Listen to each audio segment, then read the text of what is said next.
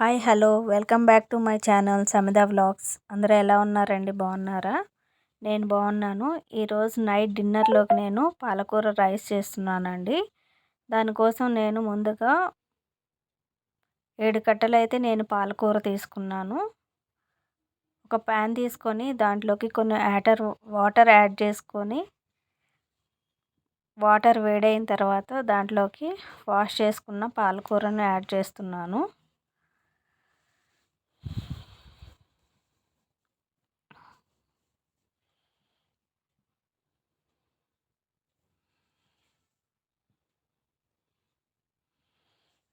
ఆ పాలకూర అన్నది మంచిగా ఉడకాలి వాటర్లో. చూడండి, ఈ విధంగా ఉడికితే సరిపోతుంది మనకి పాలకూర అన్నది. దాన్ని మనం పక్కకు తీసుకోవాలి.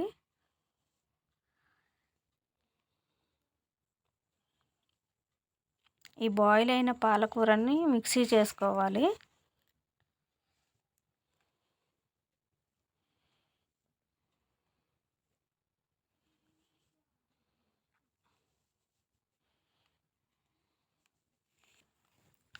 మిక్సీ చేసుకొని మెత్తని పేస్ట్ లాగా చేసుకోవాలి దాన్ని.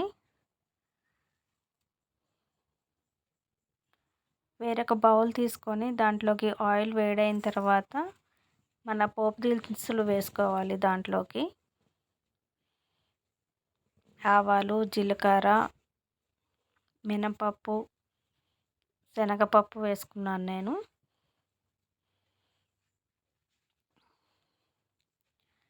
అవి ఫ్రై అవ్వాలి.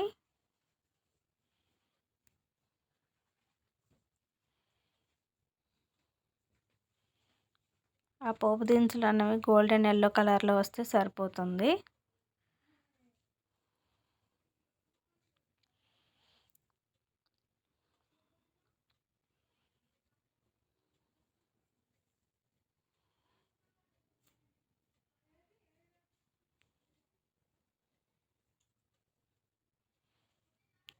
ఈ విధంగా ఫ్రై అయితే సరిపోతుంది.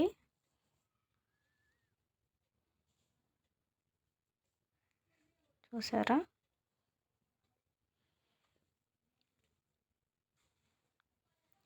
ఇట్లా ఫ్రై అయిన పోపు దినుసుల్లోకి నేను ఒక ఆనియన్ కట్ చేసుకున్నది వేసుకుంటున్నాను. గ్రీన్ చిల్లీ వేసుకుంటున్నాను. మనం దీంట్లోకి కారం ఏమి యాడ్ చేయవసరం లేదండి. ఈ గ్రీన్ చిల్లీస్తోనే సరిపోతుంది. అట్లానే కొన్ని గార్లిక్ తీసుకున్నాను నేను. కొంచెం కరివేపాకు వేసుకున్నాను.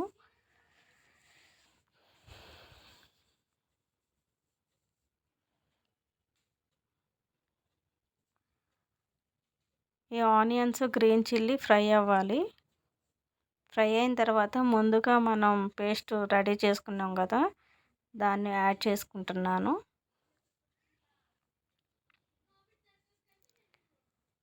చూడండి, గ్రీన్ కలర్ బాగుంది కదా.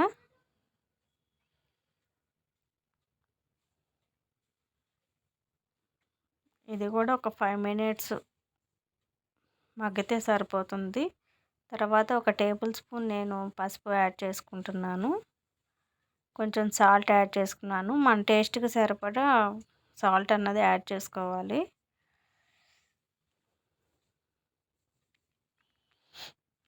ఒక టేబుల్ స్పూన్ అల్లం వెల్లుల్లి పేస్ట్ వేసుకుంటున్నాను. ఈ రా స్మెల్ అంతా పోయేంత వరకు ఫ్రై చేసుకుంటే సరిపోతుంది. చూడండి, దీంట్లోకి నేను ఒక బౌల్ రైస్ అయితే తీసుకున్నాను. అది యాడ్ చేసుకుంటున్నాను. ముందుగా రైస్ అన్నది ఉడికించి ఆరబెడితే మనకి అవి మంచిగా వస్తుంది. రైస్ అన్నది వేడి వేడిది వేస్తే రైస్ అన్నది ముక్కలైపోతుంది. ఇట్లా రైస్ ఆరబెట్టుకొని వేసుకుంటే పొడిగా ఉంటుంది రైస్ అన్నది. ఇప్పుడు ఆ పాలకూరలోకి రైస్ అంతా కలిసేటట్టు మంచిగా కలుపుకోవాలి. చూడండి కలర్ ఎట్లా ఉందో. టేస్ట్ కూడా సూపర్ ఉంటుంది. తర్వాత సర్వింగ్ చేస్తున్నాను నేను ఇప్పుడు.